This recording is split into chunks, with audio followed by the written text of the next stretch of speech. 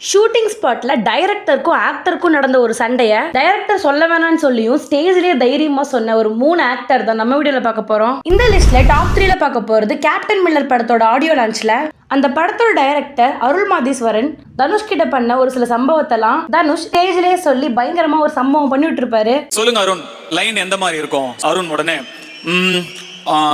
அப்படியே இருக்கும்.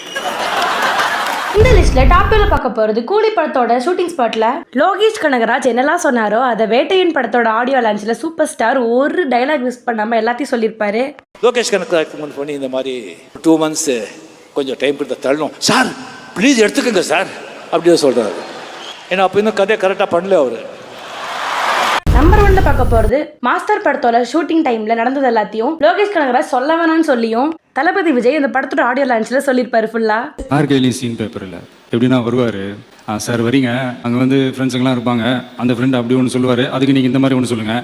நான் வந்து யோ என்னைய எந்த மாதிரி இந்த மாதிரி அந்த மாதிரி